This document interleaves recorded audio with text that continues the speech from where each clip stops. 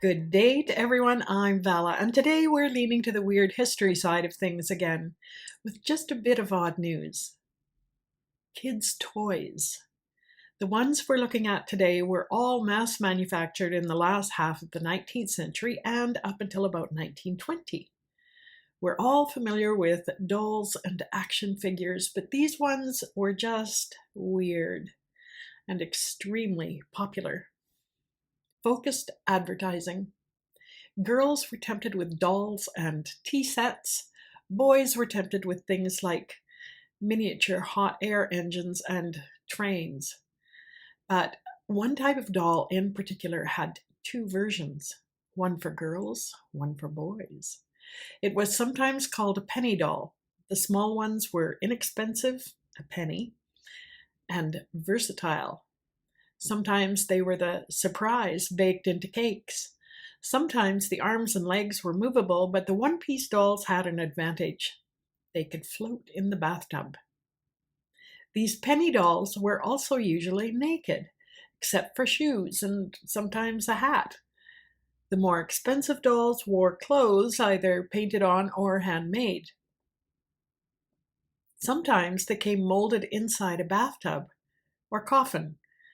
We know how Victorians loved everything funereal. For girls, it was Frozen Charlotte. For boys, Frozen Charlie. They were produced by the thousands, and they're still considered collectible. Here's a Frozen Charlie that's especially collectible. Made in Germany. Anatomically complete. No movable parts, though. $385 plus shipping today. If you're wondering, yes, it was I who added the little black rectangle. This is a PG-rated video. Question: is anyone willing to try a recipe and provide some feedback? This recipe, or receipt as they were called then, is from Saskatchewan, Canada, 1902. This was before the days of controlled oven temperatures, so if you plan on making them, you'll have to guess. Egg cookies. Take 1.5 cups sugar, 1 cup of butter, 6 eggs, 2 teaspoons baking powder, and flavoring. Mix stiff. And that's the recipe. You might be thinking, what about flour, salt? Nope, they're not in the recipe. I imagine these are in the same category as flourless peanut butter cookies. You'll have to figure out the rest, but cookie temperatures and baking times are pretty standard. Let us know. My guess is that they'll be kind of crumbly, but very sugary and taste almost like shortbread, but with more sugar. Banner Ladies. Beginning in the 1870s, women were hired to walk up and down the city streets with their employers' wares hanging off their clothing to advertise the business. This was a uniquely American phenomenon. The ladies wore custom clothing designed to carry samples of the retailer's wares, complete with specially constructed hats. This woman, advertising a hardware store, must have had a very strong back. And notice the curved stovepipes on her arms. You wouldn't want to trip and fall in that outfit. All those open scissors. The trend died out in the 1890s when photographic reproduction methods advanced and advertisements in catalogs and magazines replaced the Banner Ladies. Some more recent weird history. Apparently, there is another pandemic assaulting the world through the media. It's called the Clowndemic. In 2017, the president of the World Clown Association directly blamed Stephen King for the clown profession's bad reputation. Could this be true? This made me kind of curious about when evil clowns became a thing. I don't really like clowns, so I'm only going to show images of mild clowns.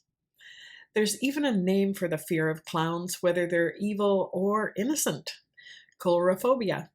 The description for coulrophobia reads, "the irrational fear of clowns." But I personally don't see anything irrational about it. The person who called it irrational must have been a clown. In my world, clowns are not to be trusted. I know that, even though I've never watched an evil clown movie, read an evil clown book, or had any interactions with clowns myself. I just know. How do I know that? Group consciousness. The art form itself is ancient and found all over the world in many cultures. Modern clowns? No, thank you. I did some research into the history of clowns, but for this video, I'll just give the conclusion to the Clowndemic mystery. So when did the merry jokester devolve into the evil clown?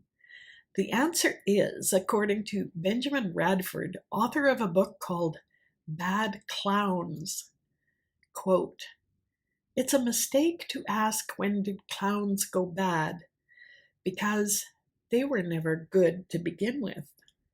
End quote. So there's our answer. Stephen King is not to blame for the Clowndemic. Maybe the president of the World Clown Association was the one who claimed the fear of clowns is irrational. Stephen King is off the hook. History wins. My one bit of odd news today comes from my favorite historical newspaper, the Leader Post, founded and printed in Regina, Saskatchewan, Canada, since 1883. This gem is from the November 6, 1902 issue.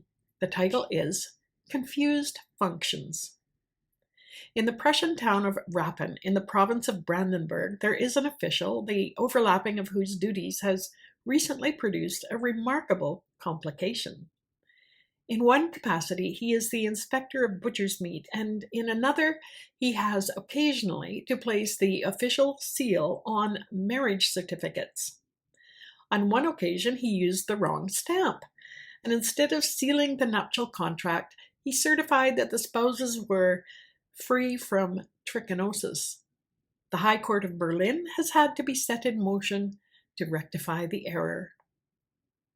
For anyone unsure of what trichinosis is, it's roundworms. The lucky couple are certified worm-free. I hope you've enjoyed today's weird history and odd news, and that you will like, comment, and subscribe for more skeletons in the closet. Thank you.